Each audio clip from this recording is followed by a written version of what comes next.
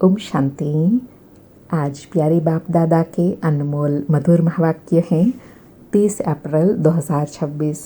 आज की मुरली के सार में सुप्रीम टीचर बाबा कहे, यह वंडरफुल पाठशाला, यूनिवर्सिटी व कॉलेज है जहाँ स्वयं बिगड़ी को बनाने वाला भोलानाथ शिव बाबा पढ़ाते हैं। महिमा सिर्फ एक शिव बाबा की है जो बिगड़ी को बनाते हैं। बाबा कहे, मैं पढ़ाने साधारण बूढ़े तन में आता हूँ। और साथ में स्मृति दिलाते प्रश्न पूछा कि यह पुराना चोला, पुराने संबंध सभी खलास होने वाले हैं, तो अब याद किसको करे, क्योंकि जो खत्म होने वाली चीज़ है उनको याद नहीं किया जाता है। जैसे नया मकान बनाते हैं तो पुराने मकान से दिल हट जाते हैं, ऐसे बाबा कहे यह फिर बेहद की बात है। बेहद की पुरानी दुनिया को भूल बेहद के बाप को और नई दुनिया को याद करना है। और साथ में बाबा कहे, सदा नशा रहे कि हमको पढ़ाने वाला कौन है, जो निराकार सभी आत्माओं का बाप है, सर्व का सदगति दाता है, वह हमें पढ़ा रहे हैं। फिर ब्रह्मा बाबा ने शिव बाबा की और आत्मा की पहचान देते हुए कहा कि शिव बाबा को तो शिव ही कहते हैं, बस उनका कोई शरीर नहीं दिखाई पड़ता। मनुष्य के ऊपर नाम पढ़ते हैं, मैं फलाना हूँ, हमको फलाना टीचर पढ़ा रहे हैं, नाम लेंगे ना। वास्तव में आत्मा शरीर के द्वारा टीचर का काम करती है, उनकी आत्मा पढ़ाती है, संस्कार आत्मा में होते हैं। बाबा कहे, ऑर्गन्स द्वारा आत्मा पढ़ती है, पार्ट बजाती है संस्कार अनुसार। बाबा कहे, जब आत्मा का निश्चय हो जाता है तब आत्मा कहती है, निराकार फादर आकर हमको साकार द्वारा पढ़ाते हैं, उनको सदा शिव कहा जाता है। फिर सेवा में समझाने की विधि बताते हुए कहा कि कई पूछते हैं, पवित्र होने से फिर विकार बिगर सृष्टि कैसे चलेंगी। तो बाबा कहे, उनको समझाओ, हम अपनी राजधानी बाहुबल से नहीं, योग बल से स्थापन करते हैं। जब योग बल से पूरी राजाई स्थापन कर सकते हैं तो क्या योग बल से बच्चे पैदा नहीं हो सकते, जबकि है ही वाइसलेस वर्ल्ड, पवित्र गृहस्थ आश्रम, यथा राजा रानी तथा प्रजा संपूर्ण निर्विकारी होते हैं। फिर पढ़ाई के लिए कहा कि यह ज्ञान की बड़ी गुह्य गुह्य बातें हैं, यह बातें समझेंगे भी वह जो रोज़ पढ़ाई पढ़ेंगे। बाबा कहे, यह पढ़ाई पढ़ने का हक सभी को है, यह पढ़ाई एक दिन भी मिस नहीं करना है, इस पढ़ाई को पढ़ने का हर एक को हक है। और अभी चारों ओर तपस्या चल रही है, तो बाबा कहे कि पहले पहले 7 रोज भट्टी में ज़रूर रहना है, कोई से भी पत्र व्यवहार आदि ना हो। बाबा कहे, जब ऐसी योग तपस्या करेंगे तब ज्ञान बुद्धि में बैठेगा। आत्मा जो आधा कल्प के महारोगी बन गई है, पतित पने का रोग है, वह भी मिटेगा तब जब 7 रोज की भट्टी में बैठेंगे। इसलिए बाबा पहले 7 रोज की भट्टी में बिठाते थे, कोई भी बाहर का उल्टा सुल्टा संग ना हो, बस एक बाबा के साथ बुद्धि योग लगा रहे। और फिर समय की पहचान देते कहा कि अभी कयामत का समय है।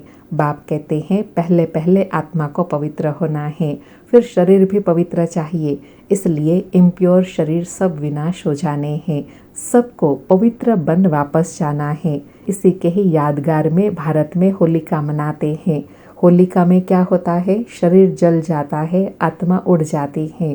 बाबा कहे, यह वास्तव में आत्मा के लिए है, यह संगम का ही यादगार है। अभी यहाँ 5 तत्वों का शरीर तमो प्रधान है, वह पवित्र बनेगा याद से। फिर साथ में और गुह्य बात समझाते कहा कि श्री कृष्ण का चित्र है ना, नरक को लात मारते हैं और सतयुग का गोला हाथ में है। तो बाबा कहे, नरक को लात मारना अर्थात पुरानी दुनिया को भूलना और स्वर्ग को याद करना। इसलिए बाबा कहे, मुर्दे को जब शमशान में ले जाते हैं तो मुंह शहर तरफ करते हैं, पैर शमशान तरफ करते हैं, फिर जब शमशान के अंदर घुसते हैं तो मुंह शमशान तरफ कर देते हैं और पैर दुनिया के तरफ, अर्थात पुरानी दुनिया से अब नाता पूरा हुआ। ऐसे बाबा कहे, अभी तुम्हारा मुंह स्वर्ग तरफ हो, स्वीट बाप स्वीट होम को याद करते करते स्वीट होम में पहुंच जाएंगे। फिर अंडरलाइन कराते कहा कि कोई भी ज्ञान की बातों में डिबेट नहीं करना है, जास्ती टाइम वेस्ट नहीं करना है। तुम्हारा काम है सिर्फ बाप का परिचय देना, बाप को याद करना, बाकी फालतू बातों में बुद्धि योग नहीं लगाना है, बाप से योग लगाना है, चक्र को याद करना है, पाप नष्ट होंगे ही याद से। और लास्ट में विशेष कहा कि बाबा कहते हैं मिठरा धुरत धुरिया, प्यार करो तो प्यार मिलेगा। बाप कहते हैं जो मेरे अर्थ बहुत सर्विस करते हैं मनुष्य को देवता बनाने की, वह बाबा को जास्ते प्यारे लगते हैं। जो पुरुषार्थ करेंगे वही वर्षा पाएंगे। वर्षा आत्माओं को पाना है परमात्मा से, उसके लिए आत्म अभिमानी बनना पड़े। देही अभिमानी बनने की पक्की पक्की आदत डालनी है। सुनते हैं प्यारे बाप दादा के अनमोल मधुर महावाक्य। आज बाबा कहे, मीठे बच्चे, तुम्हारी यह वंडरफुल यूनिवर्सिटी है जिसमें बिगड़ी को बनाने वाला भोलानाथ बाप टीचर बनकर तुम्हें पढ़ाते हैं। मीठे बच्चे, तुम्हारी यह वंडरफुल यूनिवर्सिटी है जिसमें बिगड़ी को बनाने वाला भोलानाथ बाप टीचर बनकर तुम्हें पढ़ाते हैं। आज मुरली से प्रश्न है, इस कयामत के समय में तुम बच्चे सभी को कौन सा लक्ष्य देते हो? उत्तर में बाबा कहे, हे आत्माएं, अब पावन बनो। पावन बनने बगैर वापस जा नहीं सकते। आधा कल्प का जो रोग लगा हुआ है उससे मुक्त होने के लिए तुम सबको 7 रोज भट्टी में बिठाते हो। पतितों के संग से दूर रहे, कोई भी याद न आए, तब कुछ बुद्धि में ज्ञान की धारणा हो। आज मुरली में गीत बजा, तूने रात गवाई सो के, दिवस गवाया खा के, हीरे जैसा जन्म अनमोलक कौड़ी बदले जाए। सारी मुरली से धारणा के लिए सार है। पहला पॉइंट, किसी भी बात की डिबेट में अपना टाइम वेस्ट नहीं करना है। व्यर्थ की बातों में बुद्धि जास्ती न जाए। जितना हो सके याद की यात्रा से विक्रम विनाश करने हैं।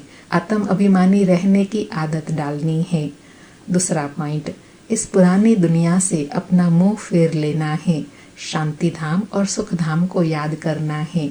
नया मकान बन रहा है तो पुराने से दिल हटा लेनी है। आज का वरदान है, ईश्वरीय कुल की स्मृति द्वारा माया का सामना करने वाले सदा समर्थ स्वरूप भव। ईश्वरीय कुल की स्मृति द्वारा माया का सामना करने वाले सदा समर्थ स्वरूप भव। स्पष्टीकरण है, किसी भी कार्य में सफलता प्राप्त करनी है तो पहले स्मृति द्वारा समर्थी स्वरूप बनो। समर्थी आने से माया का सामना करना सहज हो जाएगा। जैसी स्मृति होती है वैसा स्वरूप बन जाता है। इसलिए सदा पावरफुल स्मृति रहे कि जब तक यह ईश्वरीय जन्म है तब तक हर सेकंड, हर संकल्प, हर कार्य ईश्वरीय सेवा पर हूँ। हमारा यह ईश्वरीय कुल है। यह स्मृति की सीट सर्व कमजोरियों को समाप्त कर देंगी। बाबा कहे, समर्थ आत्मा कब बनेंगे? जब सदा इस स्मृति की सीट पर सेट होंगे। कौन सी स्मृति? यह हमारा ईश्वरीय जन्म है, ईश्वरीय सेवा के लिए। इस स्मृति में रहने से सर्व कमजोरियां समाप्त होती जाएंगी। आज का स्लोगन है, सत्य समय प्रमाण स्वतः सिद्ध होता है, उसे सिद्ध करने की आवश्यकता नहीं। आज के अव्यक्त इशारे हैं, महान बनने के लिए मधुरता और नम्रता का गुण धारण करो।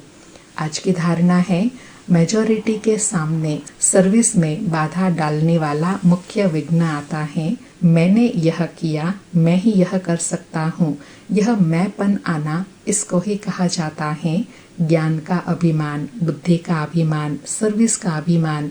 इन रूपों में ही विघ्न आते हैं। इस प्रकार के विघ्नों को समाप्त करने के लिए सदा एक शब्द याद रखना कि मैं निमित्त हूँ। निमित्त बनने से ही निराकारी, निरहंकारी और नम्रचित्त निरसंकल्प अवस्था में रह सकते हैं। यही धारणाएं वायुमंडल को निर्विघ्न बना देती हैं। आज मास का लास्ट दिन है तो बाबा ने बहुत विशेष स्मृति में रहने और विशेष पुरुषार्थ के लिए बताया कि सदा यह स्मृति रहे कि मैं निमित्त हूँ, तो कोई भी प्रकार का अभिमान नहीं आएगा। फिर निराकारी, निरहंकारी, नम्रचित्त, निरसंकल्प अवस्था सहज बन जाएंगी। अच्छा, ओम शांति। शुक्रिया बाबा, शुक्रिया।